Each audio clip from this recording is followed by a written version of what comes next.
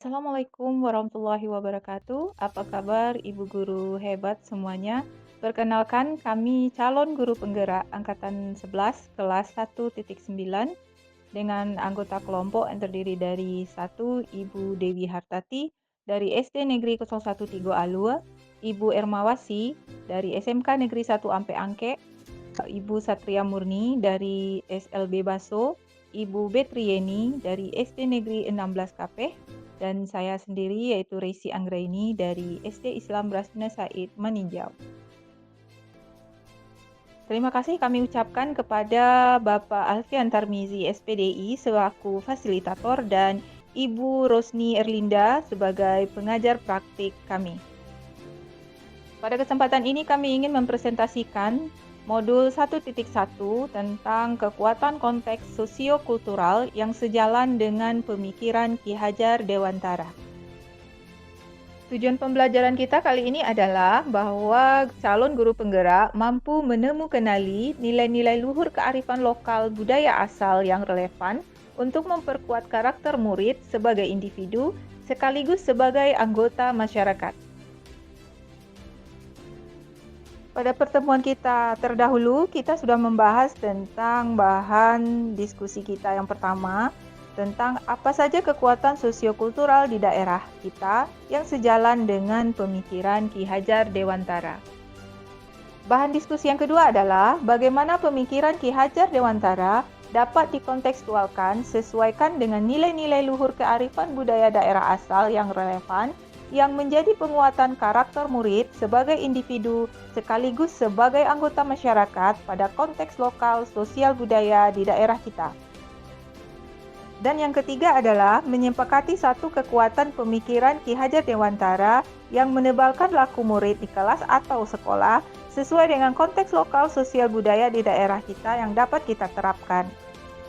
Baiklah Bapak Guru hebat semuanya, sebelumnya kita bahas terlebih dahulu apa yang dimaksud dengan sosiokultural. Sosiokultural adalah gagasan-gagasan, kebiasaan, keterampilan, seni, dan alat yang memberi ciri pada sekelompok orang tertentu pada waktu tertentu. Kekuatan sosiokultural di Minangkabau sangat banyak sekali, di antaranya falsafah Katonan Ampe, falsafah Sumbang Dua Baleh, falsafah Tungku Tigo Sajarangan, Tali Tigo Sapilin, falsafah adat Basandi Syarak Basandi Kitabullah, kesenian Randai, Tambua, dan Silek. Sesuai dengan pemikiran Ki Hajar Dewantara tentang tujuan pendidikan adalah menuntun segala kodrat yang ada pada anak-anak agar mereka dapat mencapai keselamatan dan kebahagiaan yang setinggi-tingginya baik sebagai manusia maupun sebagai anggota masyarakat. Ki Hajar Dewantara juga menekankan pembelajaran yang memerdekakan murid, pentingnya pendidikan dan pengajaran, serta pentingnya membangun budi pekerti.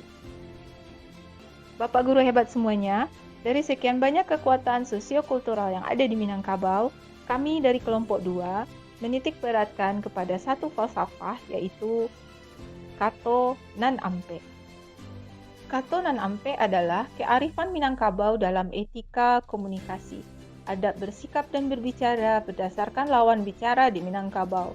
Ini dapat kita jadikan tuntunan untuk murid-murid kita untuk memiliki etika dalam berkomunikasi, menyampaikan pikiran dan bersosialisasi di tengah masyarakat. Kato Nan Ampe terdiri dari 4 bagian. Yang pertama, Kato Manurun, yang kedua, Kato Mandata, yang ketiga, Kato Mandaki, dan yang keempat adalah Kato Malereng. Kato Mandaki adalah cara berkomunikasi dan menyampaikan pikiran kepada orang yang lebih tua atau lebih tinggi posisinya. Bahasa yang digunakan adalah bahasa yang santun dan hormat. Contohnya, kepada guru, kepada alim ulama, pemimpin, atau orang tua. Kato Mandata adalah cara berkomunikasi dan menyampaikan pikiran kepada orang yang seumuran atau sebaya.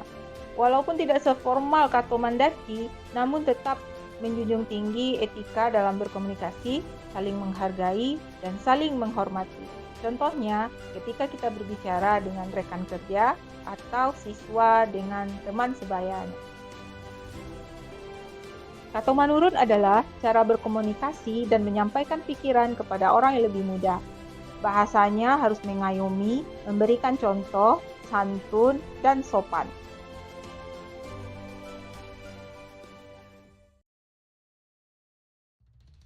Kartu melereng adalah cara berkomunikasi dan menyampaikan pikiran kepada orang yang disegani. Kartu melereng menggunakan kiasan-kiasan dan perumpamaan. Kartu melereng ini merupakan level tertinggi dari etika berbicara di Minangkabau. Contohnya, seperti pembicaraan menantu pada mertua dan sebaliknya, sumando kepada mama atau sebaliknya. Nilai-nilai yang relevan yang menjadi penguatan karakter bagi peserta didik kita yang dapat kita ambil dari falsafah Katunan Ampe ini adalah yang pertama, nilai moral dan budi pekerti. Sikap saling menghormati, menghargai, dan beretika dalam berbicara. Masyarakat Minang mengenal pepatah nan baik ialah budi, nan indah ialah baso.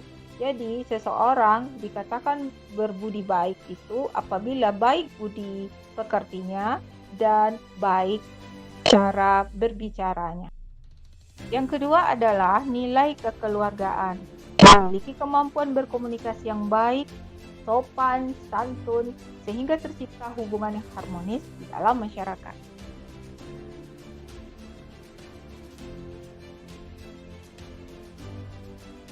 Baiklah Bapak dan Ibu guru hebat, kami dari kelompok 2 menyepakati satu kekuatan pemikiran Ki Hajar Dewantara yang menebalkan laku murid di kelas atau sekolah kami sesuai dengan konteks lokal sosial budaya di daerah adalah Katunan Ampe. Sesuai dengan pemikiran Ki Hajar Dewantara yang mengatakan bahwa tujuan pendidikan adalah menuntun segala kodrat yang ada pada anak-anak agar mereka dapat mencapai keselamatan dan kebahagiaan yang setinggi-tingginya, baik sebagai manusia maupun sebagai anggota masyarakat. Pendidikan sebagai suatu upaya untuk memajukan bertumbuhnya pendidikan budi pekerti. Jadi, pendidikan budi pekerti ini sangatlah penting.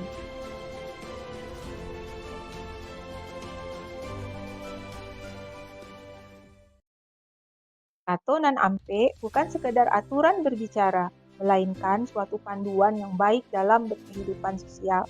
Aturan tak tertulis ini menyoroti bahwa setiap kata yang diungkapkan memiliki kekuatan dan dampak. Bagaimana cara pesan disampaikan juga memiliki implikasi dalam hubungan sosial dan keselarasan dalam bermasyarakat. Katunan Ampe adalah penjaga etika berbahasa, mengingatkan bahwa setiap kata bukan sekedar bunyi, tetapi memiliki makna yang dalam. Demikianlah presentasi dari kelompok 2 tentang kekuatan sosiokultural yang terdapat di daerah kita, yaitu daerah Minangkabau. Kami mohon kritik dan sarannya dari Bapak Ibu guru hebat sekaliannya. Terima kasih kami ucapkan. Assalamualaikum warahmatullahi wabarakatuh.